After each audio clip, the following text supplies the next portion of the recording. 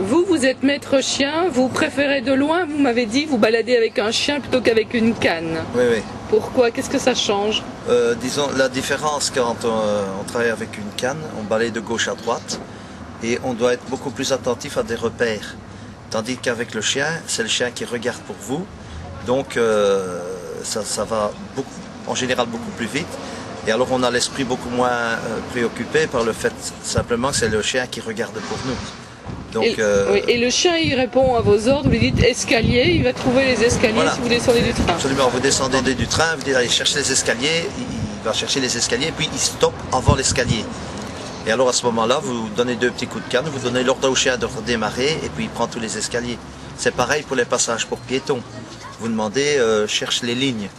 À ce moment-là, le chien va se positionner devant le passage pour piétons et de nouveau attendre votre ordre pour redémarrer et traverser la rue. Voilà, c'est surtout ça, c'est l'autonomie en fait, qui est très importante avec le chien guide. Et avec un chien, vous osez aller partout, même dans des endroits que vous n'avez pas appréhendé, guidé? Oui, mais il faut bien se rendre compte qu'on doit connaître quand même notre itinéraire, savoir, on peut aller dans un endroit inconnu, mais il faut quand même savoir que c'est la 3e rue à droite, qu'on doit prendre à gauche, etc. Donc là, il faut quand même le savoir où on va. Mais à partir le chien peut travailler dans n'importe quel, dans différentes situations, dans différents endroits différents, il n'y a pas de problème. Et si vous êtes à l'arrêt et que vous dites au chien première rue à droite, il va tourner à la première à droite? Oui, absolument. Le chien il reste toujours sur le trottoir. Donc vous approchez, vous dites allez, tu cherches à droite. Et le chien automatiquement va virer à droite. Dès qu'il y a la possibilité de prendre le chemin à droite, il va prendre le chemin à droite. Quoi. Ça c'est sûr. Il y a aussi la sécurité. Hein, ça peut être une tranchée.